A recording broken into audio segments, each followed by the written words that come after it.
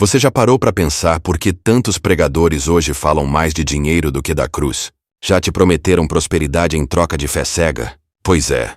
A chamada teologia da prosperidade se espalhou como fogo no meio cristão, prometendo riquezas, status e sucesso financeiro como sinais da bênção divina. Mas será que isso é mesmo bíblico? Será que Deus realmente prometeu riquezas a todos os seus filhos? Ou será que estamos misturando fé com ambição disfarçada? Hoje você vai entender com base na Bíblia o que é fé legítima e o que é manipulação espiritual. E se você já teve dúvidas, sentiu culpa por não prosperar mesmo sendo fiel, ou foi pressionado a plantar sementes financeiras para receber milagres, esse vídeo vai te dar clareza. Fica até o final, porque o que você vai ouvir aqui pode te libertar de uma das distorções mais perigosas do evangelho moderno. Se você gosta de conteúdos de finanças e investimentos, deixa seu like e se inscreva no canal, clica no sininho e depois em todas. Aqui é conteúdo direto para quem ganha pouco ou tá perdido nas finanças, sem enrolação, só o que realmente funciona para você sair do aperto e começar a ter controle do seu dinheiro e conquistar sua liberdade financeira. A teologia da prosperidade não surgiu do nada. Ela tem origem nos Estados Unidos, por volta dos anos 1950, com pregadores como Oral Roberts e, mais tarde, Kenneth Hagin. Esses homens misturaram trechos bíblicos com ideias do pensamento positivo e do chamado poder da confissão. A ideia era simples. Se você crê e declara, você recebe. Se você dá com fé, Deus multiplica. Esse modelo encontrou um solo fértil nos anos 80 e 90 quando chegou ao Brasil. Num país com tanta desigualdade, falar de riqueza como promessa divina soava como boa notícia. Afinal, quem não quer sair da pobreza com a ajuda de Deus? Mas o problema é que essa doutrina começou a transformar a fé em moeda de troca. Você dá dinheiro, você recebe milagre. E isso vai contra tudo o que o Evangelho ensina sobre graça, dependência de Deus e propósito de vida. A pergunta agora é: isso realmente está na Bíblia? Muitos versículos são usados fora de contexto para validar a teologia da prosperidade. Vamos olhar alguns deles com atenção. Primeiro, Malaquias capítulo 3, versículo 10.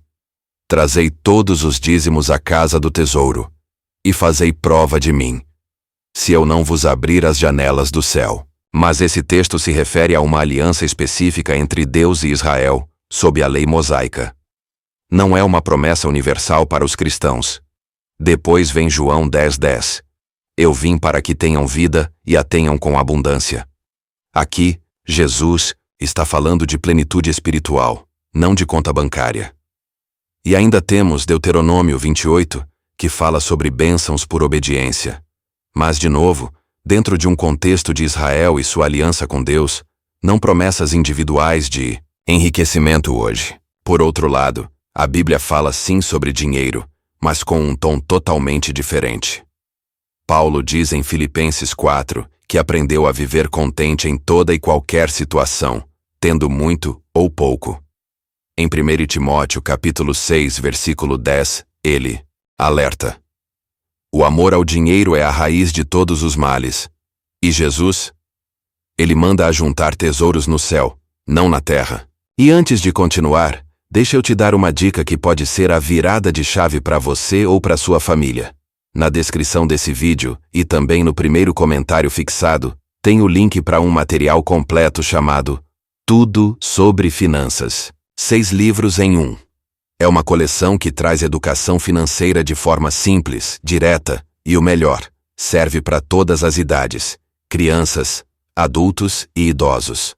Se você tem filhos, pais ou até quer começar por você mesmo, esse conteúdo é um guia para mudar a forma como você e sua família lidam com dinheiro. Vale muito a pena conferir. Mas agora, volta aqui comigo, porque o que vem a seguir pode ser exatamente o que estava faltando para sua virada financeira. Fica até o final. Ou seja, a verdadeira riqueza no reino de Deus não é medida por posses, mas por propósito e obediência. Agora, como saber quando um discurso está manipulando a fé das pessoas? Existem alguns sinais claros. Primeiro, a promessa de bênçãos materiais, condicionadas a ofertas financeiras específicas, Algo como: doe R$ 1.000 hoje e você terá seu emprego dos sonhos. Isso transforma a fé em negócio. Segundo, o uso emocional da culpa. Dizem que se você não prosperou, é porque sua fé não é forte o suficiente. Isso destrói a confiança do cristão e o coloca num ciclo de tentativas frustradas. Terceiro, frases absolutas como: quem tem fé, prospera. Isso não só é falso, como desrespeita a fé genuína de milhões de cristãos que enfrentam dificuldades e ainda assim são firmes no Senhor. Então, antes de acreditar em qualquer promessa espiritual ligada a dinheiro, faça perguntas. Essa promessa está no Novo Testamento? O foco é Jesus ou é o dinheiro? Há uma pressão emocional ou coerência com o Evangelho? Conhecer a palavra é o maior antídoto contra a manipulação. Importante dizer: a Bíblia não condena a riqueza em si. Abraão era rico. José foi administrador no Egito e controlava grandes recursos. Salomão, além de sábio, foi um dos homens mais ricos da história. Mas todos esses exemplos têm algo em comum. A riqueza não era o centro da vida deles. Deus era. Por outro lado, vemos alertas poderosos contra o apego ao dinheiro. O jovem rico, em Marcos 10, preferiu manter seus bens do que seguir Jesus. Ananias e Safira mentiram por causa de apego ao dinheiro e foram julgados duramente. A lição é clara. No reino de Deus, dinheiro é ferramenta, não propósito. Os princípios bíblicos sobre finanças são: trabalhar com honestidade, ser generoso, viver com contentamento. Provérbios ensina que quem junta aos poucos enriquece. 2 Coríntios 9 diz que Deus ama quem dá com alegria, não por barganha. E Hebreus 13:5 resume: seja a vossa vida sem amor ao dinheiro, contentando-vos com o que tendes. A verdadeira prosperidade cristã está em viver com propósito e usar o que tem para servir, não para se exibir. Agora vamos ao ponto central do conflito: teologia da prosperidade ou teologia da cruz. São visões opostas. A prosperidade diz que fé traz conforto, sucesso e vitória visível. Já a cruz nos ensina que seguir Cristo é negar a si mesmo, sofrer e às vezes perder, e mesmo assim continuar firme. Jesus nunca prometeu uma vida fácil. Ele disse: no mundo tereis aflições, e não terás casa própria, carro e estabilidade financeira. Olha para a vida de Paulo: chicoteado, preso, pobre em vários momentos, e ainda assim, o Ciseuntuzizei, apóstolo mais influente da história. E os cristãos perseguidos, os mártires que morreram sem ver 7 vezes mais, foram menos abençoados? Claro que não. O evangelho verdadeiro não gira em torno do que ganhamos, mas de quem nos tornamos. A teologia da prosperidade oferece um Cristo que serve seus desejos. A cruz revela um Cristo a quem devemos entregar tudo, até nossos sonhos materiais. E essa é uma escolha que exige coragem e maturidade espiritual. E agora? Como viver uma fé equilibrada, consciente e financeiramente saudável? Primeiro, conheça a Bíblia.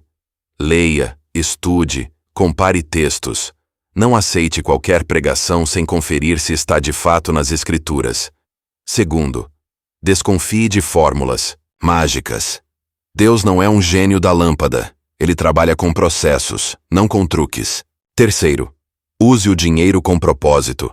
Planeje suas finanças, evite dívidas, aprenda a poupar. Mas acima de tudo, pergunte sempre: o que estou fazendo com o que Deus colocou em minhas mãos?